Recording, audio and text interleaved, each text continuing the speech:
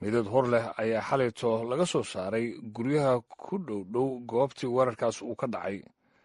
wararkii ugu dambeeyey waxaa inoo haysaa waryaheena zaynab abuukar.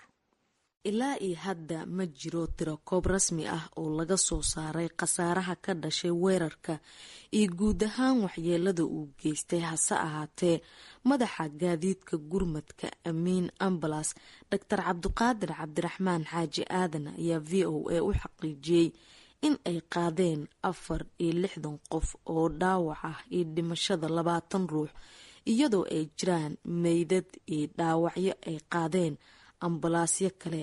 khasaarahana uu intaa ka badan yahay. qaar ka mid ah dadkii ku dhaawacmay qaraxyadii dhacay, kuwaas oo isugu jira rag, dumar iyo caruur qaba dhaawacyo kala duwan, ayaa la dhigay isbitaalada Muqdisho. Abuukar Shideeye waxa uu ka mid yahay dadka ay waxyeelada soo gaartay, waxaana uu v o a u sheegay in habeenkii oo dhan in ay ku go'doonsanayeen guriga iyaga oo dhaawac qaba, halkaas oo kooxihii weerarka soo qaaday ay galeen gurigii ay deganaayeen oo ku dhow hoteelka iyo xaafadaha ku teedsan wadada Makaal Mukarama. qarax baa dhacay, kadib qaybta kore guriga soo orday, kadib waxaan arkay uuro iyo wax baxaayo, kadib ciidan baana soo galay, xabadayna ugu fureen, kadib dhaawac baa gaaray anigii walaasheed, kadibna waa ciyaalkii aan hoos la cararay, qol baan ku xiray, meeshii baan ku jirnay habeenkii oo dhan. marka subaxdii baa nagala saaray, waana caafimaad qabnaa hadda xoogaa waa caaminaa. xagee wax kaa soo gaareen? dhanka iyo birada ay gaareen, marka dhanka kore ka soo gashay oo se ka baxday, birada kale fadhiisatay xabadda. imise qof baa qoyskeena ka dhaawacantay? qoyskeena 5 qofoodaa ka dhaawacantay halna. idinkoo dhaawac baad xalay gudaha ku jirteen miya? anagoo dhaawacan ku jirnay iyo qaar bad qabo. markaas waxdii ciidanka naga soo badbaadiyeen, sidaasaa bannaan ku nimid. qofaa noo daran, inta kale waa fiican yihiin. halka qof maxaa ku dhacay? gurigaa ku dumay, masfaxa guri kusoo dhacay, marka qolgaa ku dumay. marka waa saaladu saarnay. waxaad ii sheegtay 5 qof qoyskiina inay ka dhaawacantay, qofna uu dhintay. dadka dhaawacmay maxay isugu jiraan? qofka dhintay se muxuu yahay?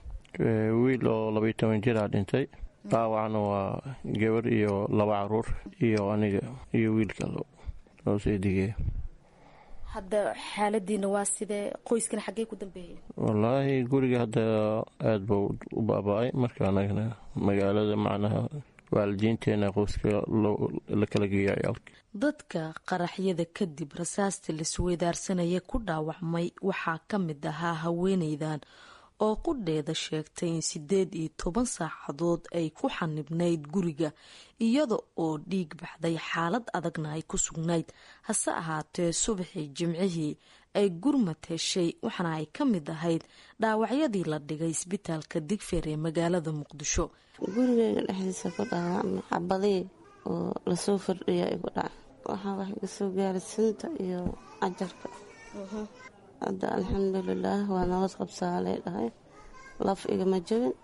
maxalayaa dhaawacantay bise dadka saakay dhaawac gaari baa tahay? xalayaan dhaawacmay, meel aan ka soo baxna waani, saa-idaa u dhiig baxayni, ilmo yar caruurna waa nala jireen. hadda alxamdulilaah waxaan sheegnay dembi waaye. marka ilaa xalay guriga baad ku jirtay intay rasaastu socotay? kadib goormee lagu soo qaaday? saaka subaxnimo markii waaga baryeen nala soo qaadayaa. gurigan dad ma ku jiro iyo waa ku jiraan, dadaa soo hagay oo meeshaan joogna keenay. sidii marka halhal usoo baxa nala dhahaya, aan usoo baxnayaa banaanka noola soo saaray, isbitaal noola geeyo. 2 fale baa lay suray. hadda xaaladaada waa sidee? waxaan xanuunka ahayn waa karoona, isbitaalkana dhaawacyo badanaa lagu soo daldalaya. ra-iisul wasaaraha Soomaaliya Xasan Cali Kheyre oo booqday isbitaalada la geeyey dadkii dhaawacyada ahaa iyo goobtii ay qaraxyada ka dhaceen ayaa sheegay in al-shabaabkii weerarka soo qaaday ay galeen guri dad shacab ah ay degan yihiin, waxaana uu intaa ku daray in ilaa 35 ruux oo shacab ah ay ciidamada soo badbaadiyeen inta uu howlgalku socday. wixii meeshaas ka dhaca waxay ahaayeen dagaal lala galay shacabka Soomaaliyeed.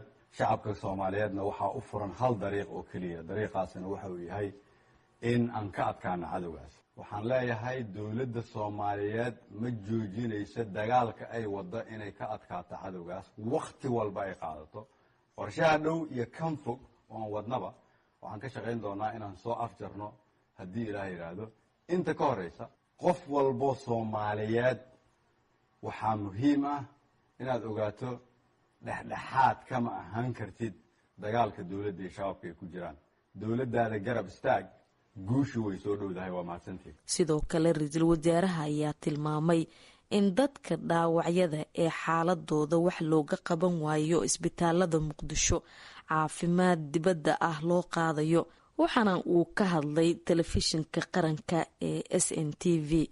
waxaan leeyahay intii ku dhimatay allah u naxariisto intii ku dhaawacantana ilaahay caafimaad ha siiyo shacabka soomaaliyeedna kulligood dhibkaas gaaray ilaahay ha u dhib yarayo ciddii wax looga qaban waaye isbitaalada ay ku jirtana dowladda soomaaliyeed ayaa waxay ku caawin doontaa haddii ilaah yidhaahdo in la soo daaweeyo ciidamada dowladda ayaa soo afjaray weerarka al-shabaab muddo 12 saacadood oo al-shabaab ay ka dagaalamayeen dhismayaasha ku dhadhow Maka al-Mukarrama. weerarkan waxa uu ka mid ahaa weeraradii ugu dheeraa ee ka dhaca magaalada muqdisho. dad badan ayaa arintan dowladda ku dhaliilay iyada oo ciidamo fara badan oo isugu jira kuwa dowladda federaalka iyo kuwa ajnabi ah ay ku sugan yihiin magaalada muqdisho.